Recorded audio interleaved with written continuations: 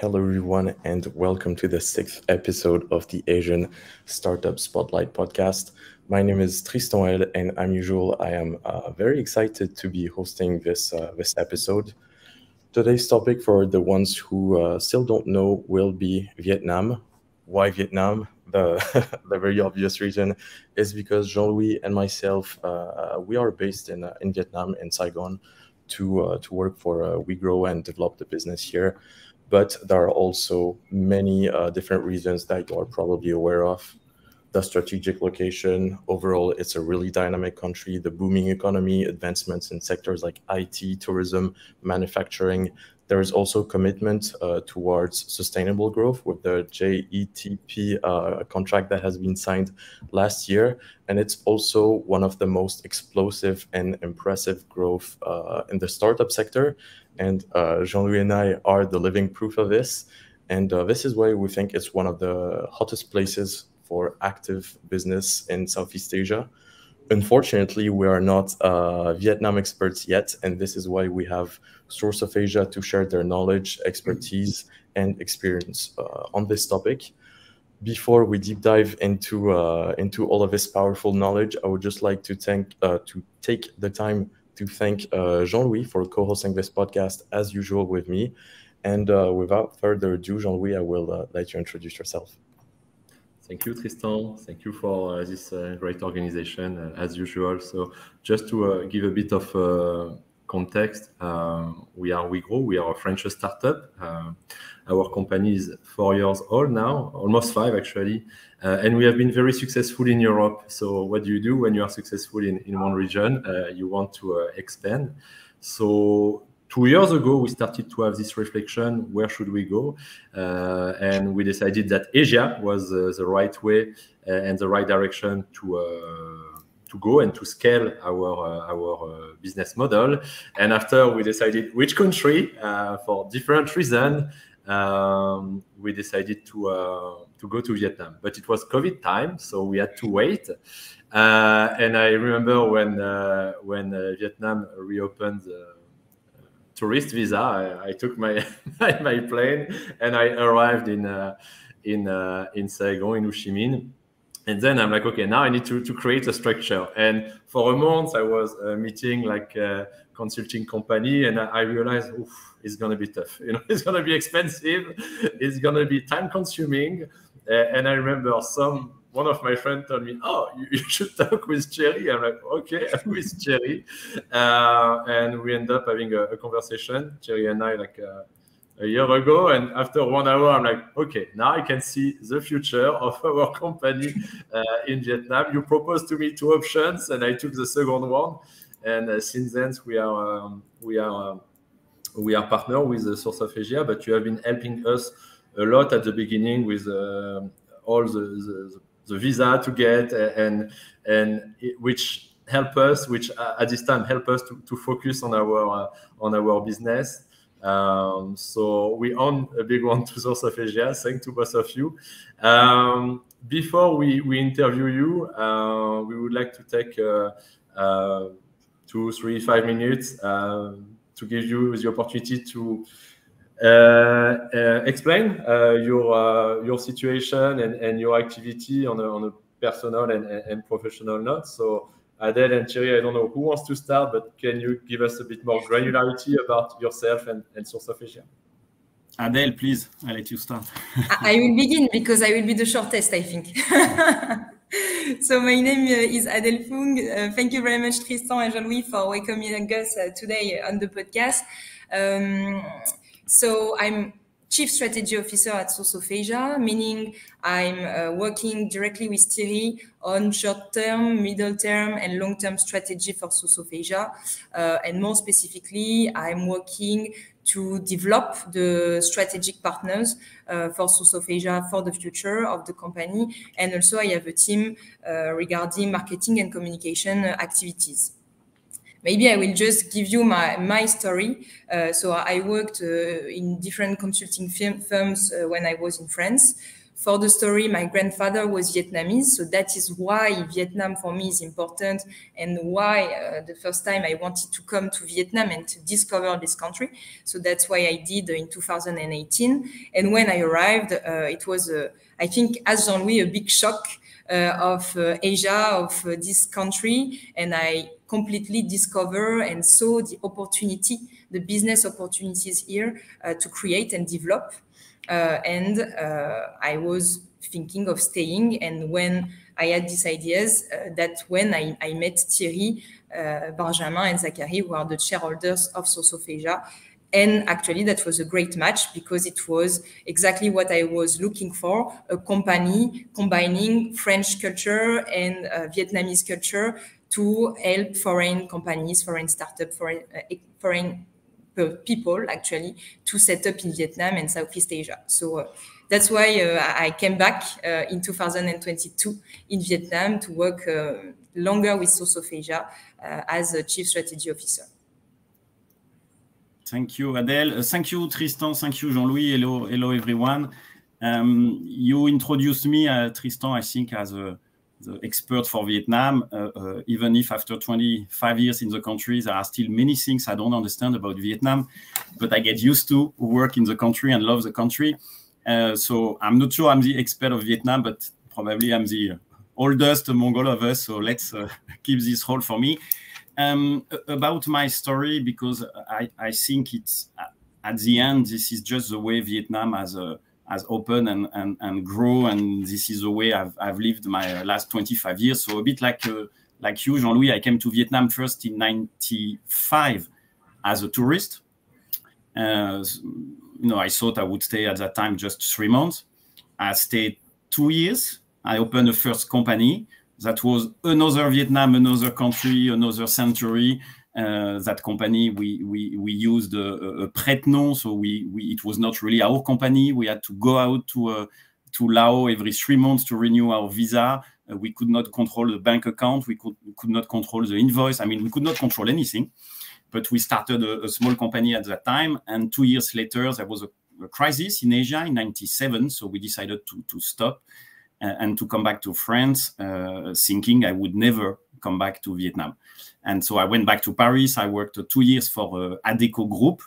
And in '99, I met a French entrepreneur famous in Vietnam, Éric Merlin, who I knew from my first trip to Vietnam. And we were in Paris. We had a dinner together. And he told me, Thierry, I'm starting a new company in Vietnam. I'm looking for someone, if you can introduce maybe some of your friends who would like to come to Vietnam. And at the end of the dinner, I told him, yeah, I know someone.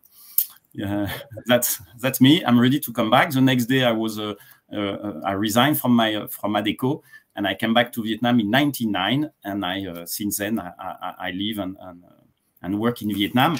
What I want to say is that Vietnam in 25, 30 years has went through an incredible change. Not only in '95.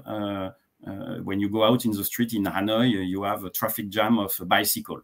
Then you have a traffic jam of a motorbike, and today of car, and even sometimes of luxury car. At that time, you could not open, like I said, a company. The administration in Vietnam was a headache, and that was just very, very complicated to do anything. Anyone traveling from France to Vietnam was bringing a cheese or saucisson, and that was like, wow, we're going to make a party. That's incredible. What I want to say is that Vietnam was really opening from a closed period of time with the mentality of people who was very tough. People were very reluctant even to talk to foreigners. And today, Vietnam is probably, when you look at the ranking of some institution, among the top 10 countries in the world where foreigners want to come and set up a business. So that's really the way I follow. I was just lucky to be in the right country at the right time. So I worked maybe 6-7 years for Éric Merlin. And then I started my own company, 𝐻𝐸𝐸𝐻, 15 years ago, first in Hanoi. We were just 3. And then we moved on to Ho Chi Minh City. Maybe we will come back to that topic a bit later, but definitely especially for private business, being in the south of Vietnam is a need.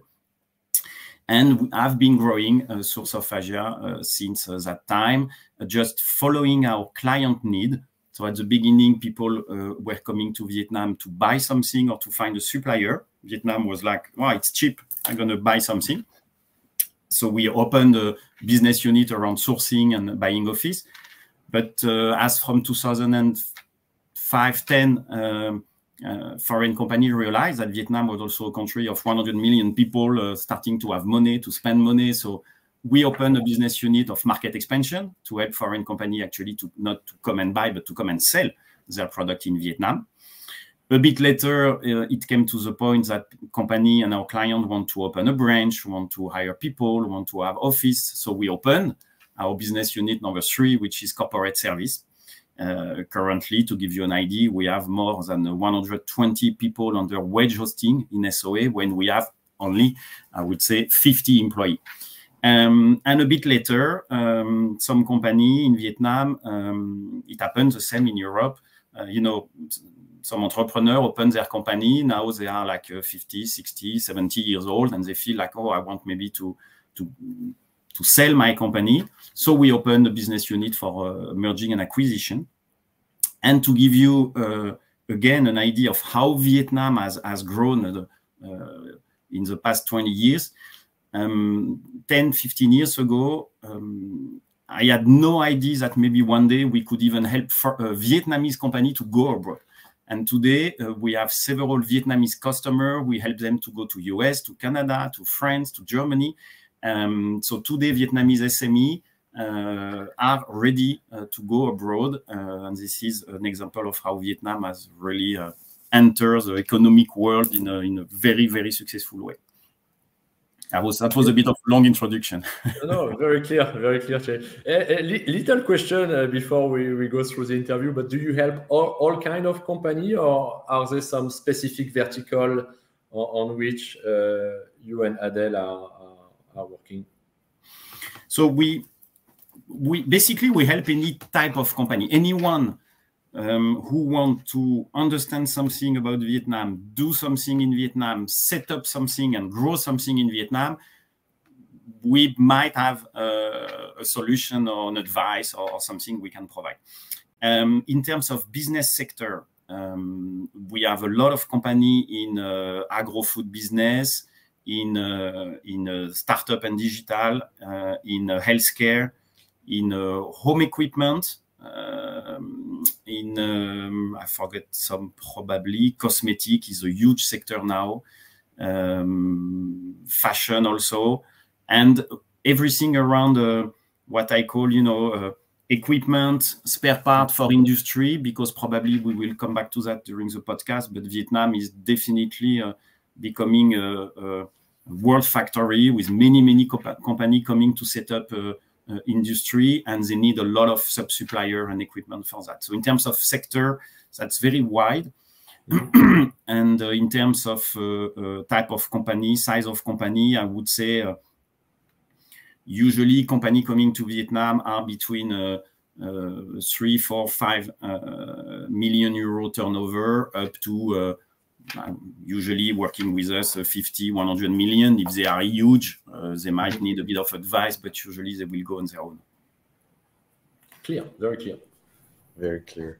Thank you. So just to put some context for people who might not have as much experience as Source of Asia has regarding Vietnam, what do you see as the current business landscape in Vietnam?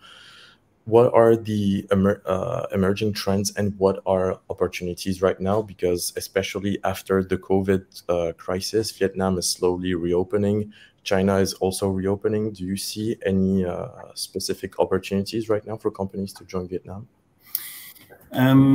Yes, a lot. Again, I will just come back a bit in the past. You know, what is, as for me, remarkable in the Vietnam development is not so much that they moved from a poor country to today a medium emerging country, is that they really did it progressively for the last 30 years, of course, they went through a crisis in 2008, like everyone. They went through few crises, but honestly, to have such a growth on average 7-8% per year for the last 25 years is really incredible. So the stability of Vietnam, why Vietnam grow so much and everlasting, that's a feeling we can have.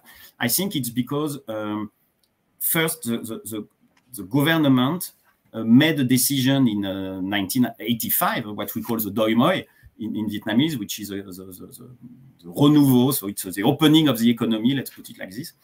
And since then, the Vietnam, the authority have never changed their mind, which is we let Vietnamese people do a lot of private business. In Vietnam, when you go in the street, you know, everywhere, anyone who has his house right on the street has a shop of something. So Vietnamese people are very good entrepreneurs. So that was the first change.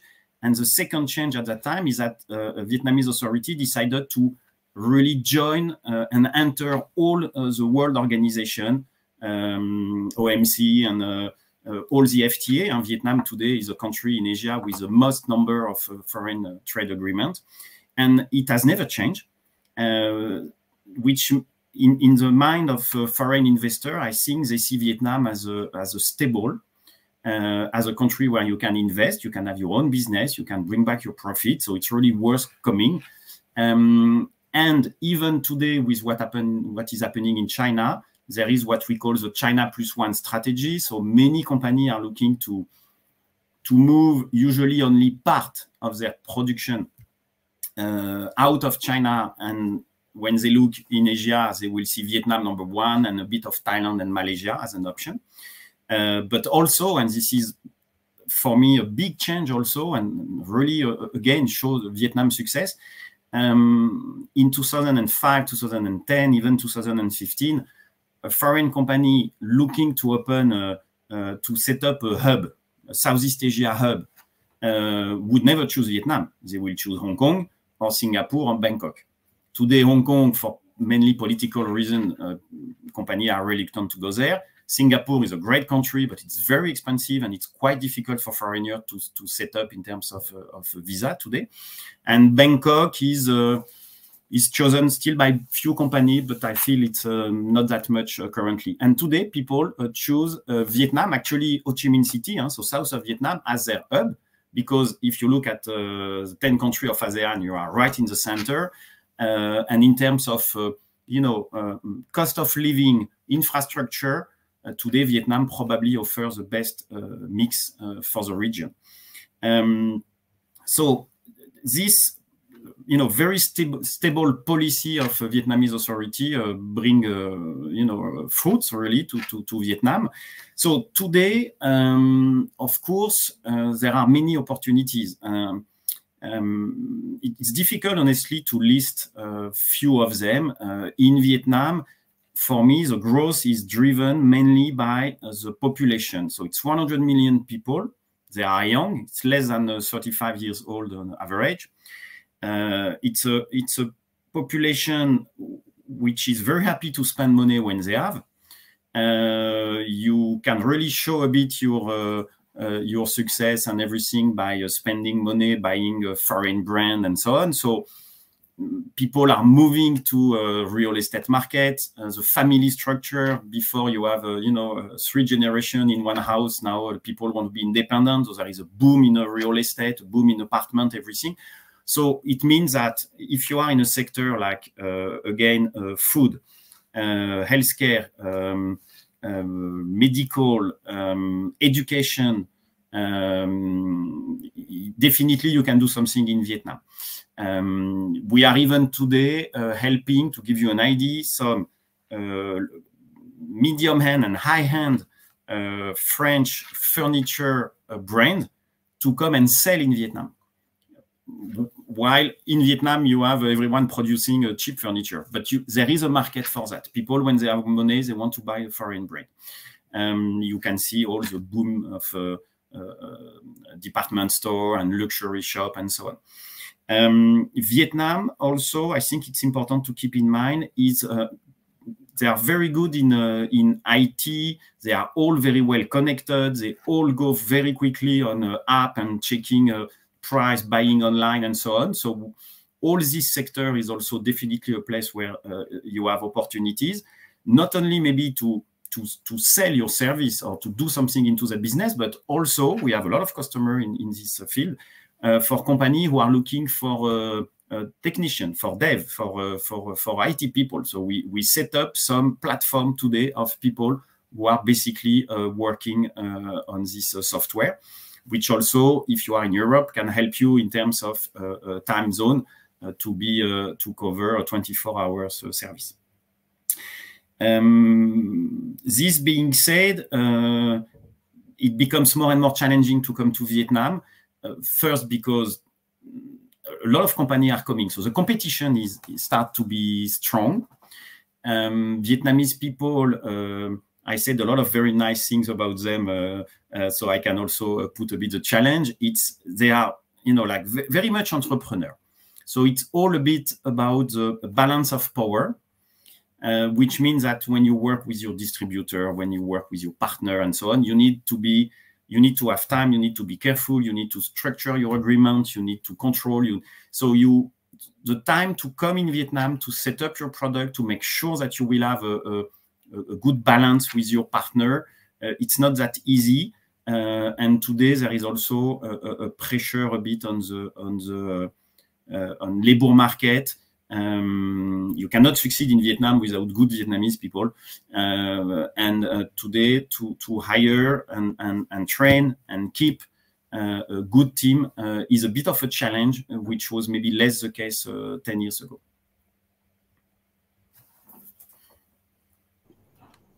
I think that's I was on mute. We are having a question already, so I don't know if you and Adele want to answer it right away, but concerning the income, do you see some discrepancy in terms of spending between South and North? And is it true that South Vietnamese people will spend 90% of their monthly income? I see a lol at the end of the question, so I know what it refers to, but it's true. I mean, it's true that you will see people in the South Vietnam, you will see them spending the money. In the North, they will spend it, but you will not see it. What I mean is that in the North, you have very rich people and you have also a lot of money, but in the North, people are a bit less, going out, are a bit less showing their success and everything. While when in Ho Chi Minh City, you go in any street in Ho Chi Minh City between 6 and 9 p.m. and it's full of people eating outside, having drink outside, and so on and so on. So it's it's true, but honestly, your market can be both in Hanoi and Ho Chi Minh City if you have some product to sell. Okay. No, very clear. Adele, do you want to add something, or we go to the next one? No, I think we can go on the next one. Thierry has said a lot already. Okay. And Thierry, just to add on, but something while listening to you, I remember from my founder, when we choose Vietnam, there was like this notion of Hong Kong is going to be complex for geopolitical reasons. Singapore is very expensive. For compliance-wise, we didn't want to go in some other countries. But as well, something that he said to me is like, hey, Jean-Louis, if you go there, people will want to follow you because it's a very attractive country for foreigners' talent.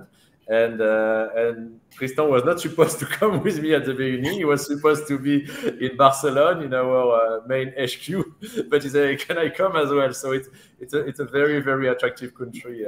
But it's true. I mean, to propose to a foreigner, mainly European, and even more if it's a French person, to come to Vietnam is usually not difficult.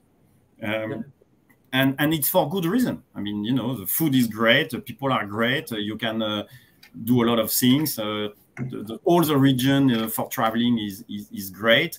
You are full of dynamism. You are full of energy. You are full of Vietnamese people. I mean, I mentioned it many times, but it's really true. You feel it when you are in Vietnam. When you ask, there was a study, I think 2 years ago, 3 years ago, about the country, which one is the most optimistic, which one is the most pessimistic. Vietnam, I think, was number 2 or 3, when France was, as you can guess, if not the last one, very far in the ranking.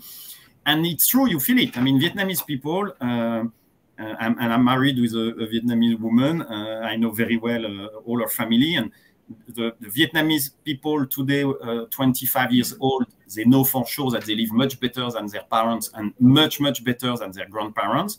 And they are convinced that their children will live much better than them.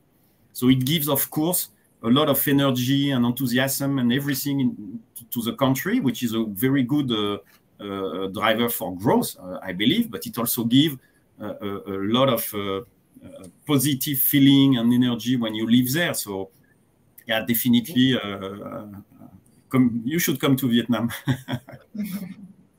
Well summarized. Okay. Thank you. We are all four convinced about that, I think. Yes.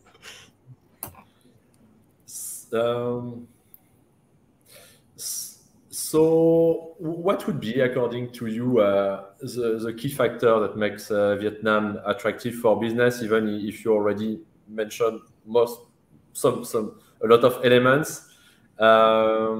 Would you see something else to add? Well, maybe I could add some, but I think it will also give a good resume. I would say 4 or 5 factors. Of course, the first one, as Thierry explained, is the strong economic growth. So last year, so 8% GDP growth for Vietnam, which was a great trend for the future. So we can notice that. The second thing we talk also about, but I want to mention that, is the strategic location of Vietnam. It's very important to say that Vietnam is really near China, between China and Europe. Also, this is a country with 3,000-kilometer coastline. So this is very important to see that Vietnam is really connected to the sea, to the ground with the roots. So there is a big potential for infrastructures in Vietnam, and also this strategic location in the center of Southeast Asia, in the earth between Europe, US, and China. So I think that's important to notice. Of course, the favorable demographics, as Thierry said, 50% of the population is today under 30 years old. So it's kind of a big rising middle class, rather for also consumption, of course, but also for production. It's very important to say also that we can see the trends for China coming older and older than when Vietnam is still on the great trend regarding the demographics. I would add something also. It's part of what Thierry said about the political stability. It's also regarding the favorable investment policies. So I think maybe our today public is potentially foreign companies, startups, ecosystem who wants to know concretely how you can come to Vietnam. It's important to say these past few years, Vietnam has really opened its land, its investments to foreign companies, foreign investments. So it's very important. For instance, today in Vietnam, you can create your own company without having Vietnamese shareholders. So this is very important to notice too, because we know that in different countries of Asia or Southeast Asia, it's not the same model. So this could be also favorable things to notice for Vietnam. And then, yes, I would say after expanding infrastructures, it's also its potential, meaning I'm a spoiler for the next question, but it could be also a key challenges infrastructure in Vietnam. But I would say that there is a big potential. Okay, that's very clear. And actually, we have Jean-Louis and I have a question on your opinion on a specific topic, which is basically when we arrived in Vietnam with Jean-Louis, we had we had a service, a product that was working very well in Europe, and our goal was to replicate the success in Asia. We knew it would not be easy, but I think we underestimated how hard it would be to get similar traction, especially in countries like Vietnam. So the next question I have is, what is the local business culture in Vietnam, and what is the importance of building strong relationships and networks? Because, for example, in China, you have the �ْ𝐤𝐬𝐬 concept, where it's mutual kind of transactional relationships to a certain level, whether it's personal or it's corporate or governmental. Do you have something similar in Vietnam? Yes, it's a very important question. It's always a bit difficult to answer because it's a bit all the same everywhere in Asia. So it's all about network, knowing the right people, and when you know the right people, how you interact, you bring them something, they bring you something. But I think it's especially true in Vietnam, and something which always a bit surprised me is that I thought, that when the country will open, which happened for the past 20 years, Vietnamese people are, studying more and more abroad, and young people and so on, that maybe this would reduce a bit and come back to a bit what we are used to as a Westerner in a economic relationship. But no, it's still very true, even among the young Vietnamese generation population. So it's very difficult for a foreigner to understand this. After 25 years, I'm still really surprised sometimes in a meeting. You are talking to someone, you have someone next to him who said nothing. You feel like he's the number 10 in the company, but you learn one day later that actually he's a big boss and he's the one controlling everything. But all this mix of who is a boss, who is taking the decision.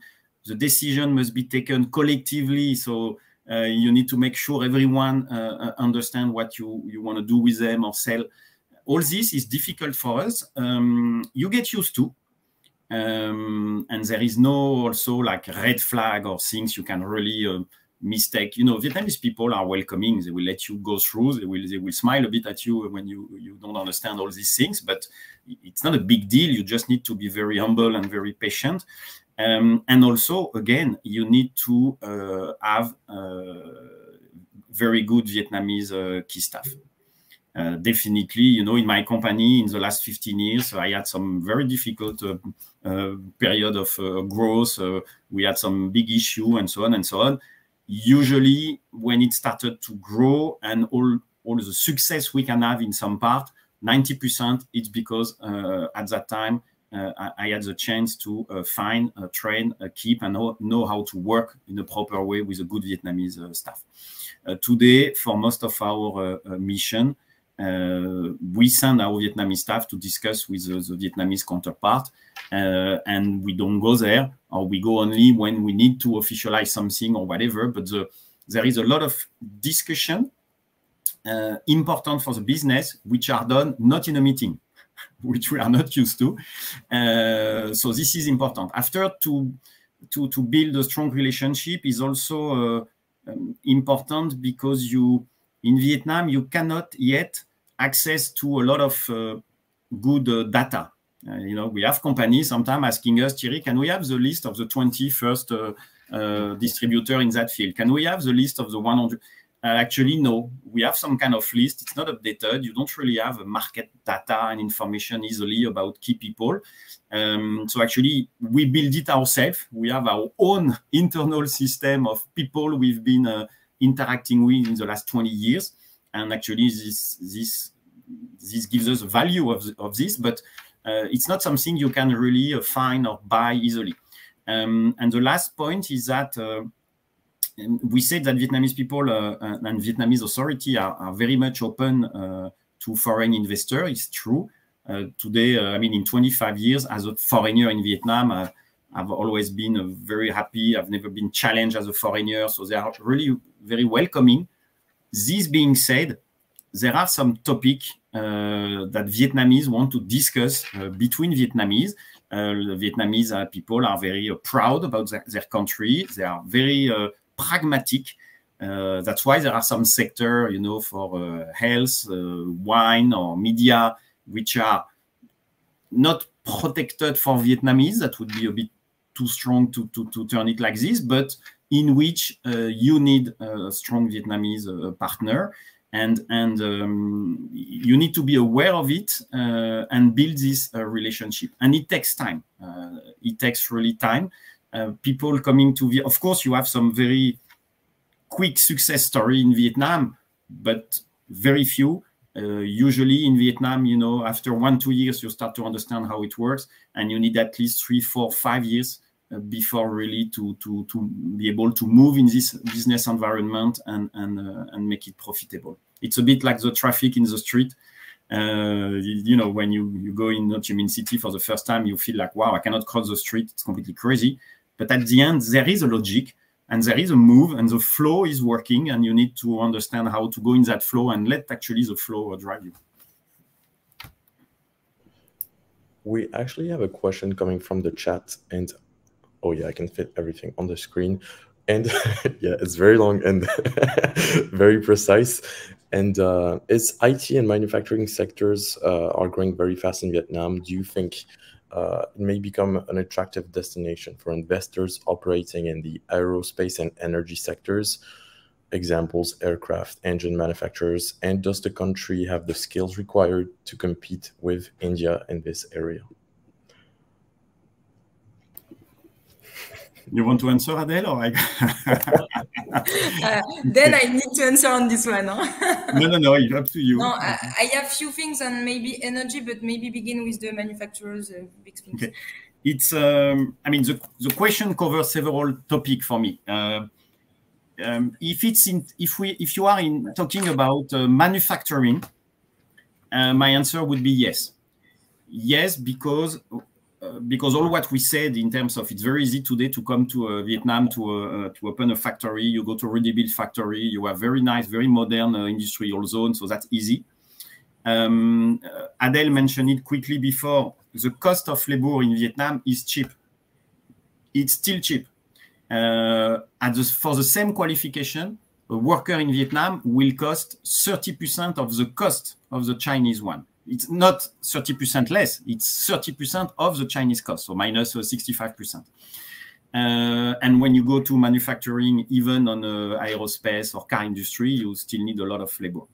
So this gives Vietnam a lot of advantages, which will last in the next 5, 10, probably 20 years. After, another part of the question was about the qualification, the skills. Here, I would be a little bit more balanced.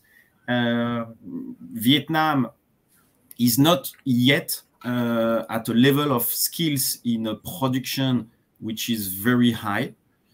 So you will need, if you come like in aerospace industry or aircraft industry in Vietnam, either it's for some spare part, maybe you can do, or you will need to have a plan for training your worker and make sure you can bring them to the skills for using whether the equipment you have in your factory or this.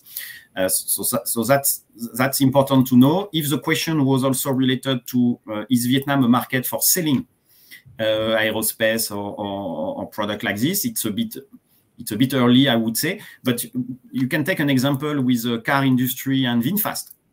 I mean, who would have imagined 5, 10 years ago that Vietnam would open its own factory to produce 100% its car, even if it's a German partner in Vietnam, and that this car, I mean, I'm right now in Paris. I was yesterday in the center of Paris, and you have, I don't know, at least 800, 900 square meter shop, VinFast, in the center of Paris, and Vietnam today is selling its car to France. I mean, 5, 10 years ago, I would never have thought it.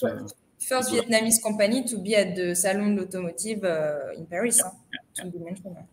So I answer for the part more on industry, and Adele, then you had time to collect information about energy. Wait, just a quick focus on energy, because I saw it quickly on the question. I think it's interesting to mention it. we have actually some clients in energy at 𝐸𝐸𝐻𝐸, and moreover in renewable energy. So it's important to say that Vietnam now is actively promoting renewable energy, of course, wine, water, all energy sourcing that could be a new alternative in the future for fossil fuels. There is a part of what we said earlier about the fact that the government is promoting and encouraging this kind of companies coming to Vietnam. So, for instance, during the COP26, Vietnam committed himself for the carbon free in 2050. They tend to create more and more companies with circular economy to, of course, also try to not glue anymore to the image of Vietnam as a country of production, but also want to show their investment and then encouragement of this kind of companies regarding renewable energy. I would say that it's very potential in the future, and we can see with our clients, with the activities coming in Saigon, and also, of course, it's a land with seas, with wind, so some potential to put your company regarding renewable energy there. Maybe Adele, do you wanna add a little bit more? I think our answer from Adele and myself before can cover part of the question I just see now on the screen for electrical product and power sector. For me, it's a bit the same. If you want to come for production, yes, definitely electrical product, electronic product. I mean, there is a reason why Samsung opened its biggest factory in South Vietnam, and Samsung is not the only one. Today in Vietnam, you can very easily find a sub-supplier. I mean, components or raw material, or you can import it very easily from China or country nearby, and then you use the advantage of Vietnam in terms of quality of labor and competitiveness of labor. So yes, it's a good time to come for this sector. And the promotion time in our website and in our also LinkedIn account, you will see that we publish a lot of sectorial notes. So sectorial notes about electrical products we have, sectorial notes about renewable energy. So you can also check and pick the specific subject you want. And we also just launched an IT flyer for people who are more interested in IT resources for the future. You can check. End of promoting time. Thank you. No, but it's great. You generate a lot of interest because we have a lot of questions, so it's very good. Just before we go to the next question, I just wanted to bounce back on the previous topic, which is a bit far away now, the reputation and how to build relation in Vietnam. And there's no question for you, but I just want to share like our experience as a startupper who try to sell in Asia, and what Thierry said is very true. It's not only in Vietnam; it's every Asian country more or less. You need to know people, and we realized after 4 or 5 months that it's going to be very, very hard for us to sell directly. Perhaps in some countries such as Singapore, it would be doable, but for others, it might be very challenging. So the little switch we took in terms of business was to use indirect sales. So Tristan and myself, we try still to sell directly, to pitch, to get some commission as good salespeople. But we are very happy to open like partnership in country where we know we won't be able to close the gap in terms of culture and understanding. So yeah, if you come in Asia, don't get afraid with that. You can look for clients, but look as well for a very good partner to represent you. Yeah, I agree, and it come back a bit to what we said earlier, which is and we had many cases with some customer. Vietnamese people can be very curious. They will ask a lot of information. They will ask a lot of details. They will ask a lot of samples. They will, and then suddenly they can just stop communicating with you, which is a bit surprising. Or they can try because they are very, very agile. I would put it like this. They will try to do it by themselves. They will feel like, wow, it's great, but I know I can manage it my way, the Vietnamese way. And sometimes when you try to sell your service or your product, you feel a bit like, wow, it has been a year. I'm explaining, I'm coming to meeting, I'm sharing marketing. And, you know, but this is the way they will go through. And usually your best Vietnamese customer will be the one who listens to you, who is interested, who try a bit to go on his way or to find a cheaper solution. Every Vietnamese, before he buys something, he will look if he cannot find it cheaper, every time. And sometimes they will try. And so that customer, if he fails, and at the end, he feel like, well, okay, I've been trying to do it by myself or whatever, it doesn't work, he will come back to you. And at that time, he will really buy it at your condition. But this process is a bit long and sometimes a bit frustrating for us. No, very clear. Thank you. So next topic. So on our side, we mentioned about the visa. It was our biggest challenge when we arrived. But what are the common challenge and obstacles that you know the company you are helping face while entering to Vietnam? Okay, I will take this one. I think the Red Cross is harsh, but let's try with that. Yes, so I would say there are maybe 4 main challenges. The first one, we already talked about it, so it's the cultural and language barrier, so I won't come back on this one. The second one, and I think regarding our client customer stories, Jean-Louis, exactly, the complex regulatory environment. This is a big part of the challenges. Vietnam has, of course, specific regulations and kind of a bureaucracy system that can be complex to understand and time-consuming for foreigners when they want to come and set up a business in Vietnam. So this is why we are here at 𝐻𝐸𝐸𝐺𝐸. This is important to be patient, take some time, but also have trusted partners and local intermediaries which are living here, which are Vietnamese, could help you on that different processes. And of course, visa, TRC are part of these challenges, but many other regarding when you want to create legally, for instance, your company. And I would add to that regulatory environment, I would add the payment and financial system, how you deal with the banking procedures, how you deal with the local banks, the payment preferences, etc., etc. So this is part of the challenges, and that's why also we created the corporate service, because it was really linked, actually, as Thierry said, I think, about the needs of our customers. We work with them in sourcing, in market expansion, but sometimes they just say to us, but actually I want to come to Vietnam, but I don't have my visa. I don't know, I have how to do my paperwork. I'm lost. So that's part also of the corporate service. Added value, I would say. The third one, I will maybe, it's confirmation of what you say. It's the strong local competition. It's important to mention that. So Vietnamese markets is highly competitive. On that, for me, the advice I can give is to invest a lot in branding and marketing efforts. It's very important for foreigners, and we saw that with also WeGrow and 𝐻𝐸𝐸𝐺𝐸. We really try to invest on that, because the more you're visible, the more it will work for the future, but it takes time. We know it takes time. So, and also establish, as Thierry says, strong networks and partnership to gain market shares and build trust.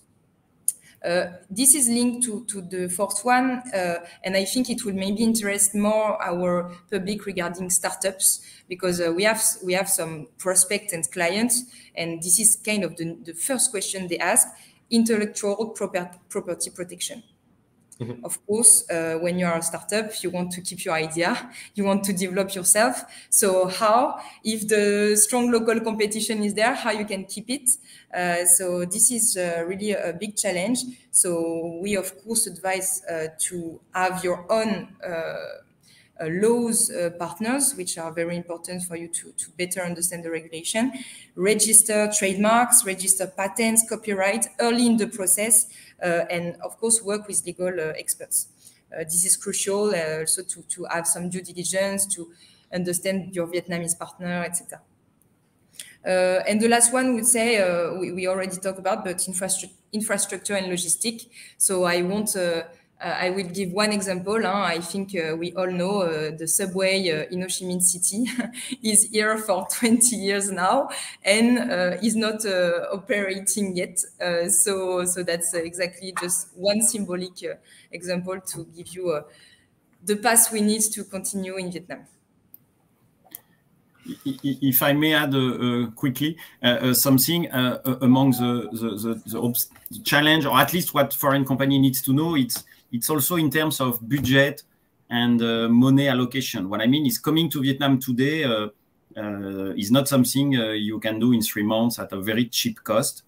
But this being said, you can split your forecasted investment to enter Vietnam out through a long period of time. So my advice to customer is usually, it's better to have I don't know, a 1 week per month staff who will follow up your entry to the market during a year than to try to do everything in 3 months. There are too many companies coming to some exhibition, visit, they come 1 week. It's what I said before. They come back from Vietnam. Wow, it's so dynamic. People are so nice. They all say, yes, it's great. I'm going to do it in 3-4 months. No, it doesn't work like that. And never forget that to get money from Vietnam is very complicated. If you want to finance yourself at the bank today, I think we are at like 14% interest rate or something. So calculate your budget. Go through some solutions which are, not too much costing, and split it out a long period of time. If you make your business plan, you feel like in 6 months or in 12 months, it should be profitable. Multiply by 2. That would be my advice, and make sure that you can last during this period. Very clear. Very clear, thank you, and very insightful. I took a lot of notes, and we got more questions. I don't know if it's for WeGrow or for Source of Asia, but we have this question about how to select a partner. So how foreigners company look for and approach local partners, and under which criteria? It's not very easy to answer to Hong. I mean, it depends a bit on your sector first. Usually, what I would advise, this is what we do internally with our customer, is that we always have a quite long period of time before the mission starts, which is what we call a preparation, kickoff, setting up the criteria and everything. So do you want a partner who can import and distribute, or can store? Do you want a partner who is on a online business or just offline? Do you want a partner who is present in Hanoi and Ho Chi Minh City and maybe Da Nang? Or do you know what I mean? There are a lot of criteria. So usually we need to really list these criteria, to qualify few potential partner. And then, very important, we need to discuss with the partner. And when we discuss with the partner, we need to collect information from him at that time, and to make sure that he will have some interest. We need to evaluate his motivation. This is what I called before a bit the balance of power. You will find plenty of agent or partner who will tell you, I want to be your distributor. I take, I want to sign something exclusive, please. I'm going to make a lot of business for you, and so on. They have, they represent 10, 20 or 30 companies, but actually you put all your eggs in the same basket, and if nothing happens, you're stuck.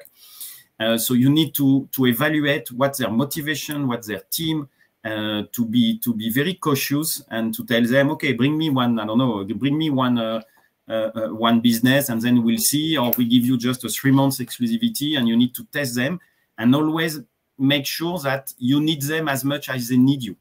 Mm-hmm. For me, that's the most important. After, it's not very difficult to come and talk with people. Access to meeting.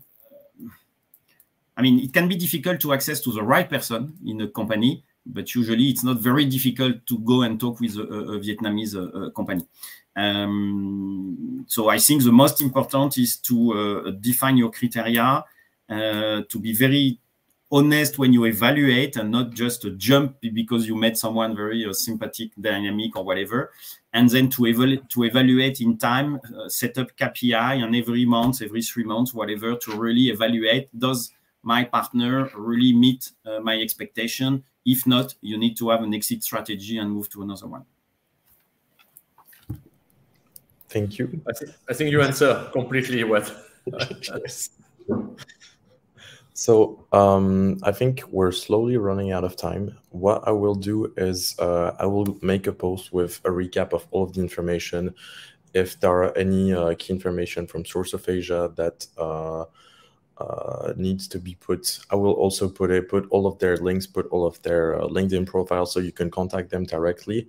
I will also include some of the interesting questions that were also asked by the people. And I would like to take the time to thank Adele and Thierry for joining us today and for being amazing guests and providing such high quality information, insights, and also experience. And I hope everyone had a great time, and we will hopefully see you later. Thank you. Bye-bye. Thanks a lot, Jean-Louis. Thanks a lot, Tristan, and bye to everyone. Thank you. Thank you, everyone. Bye.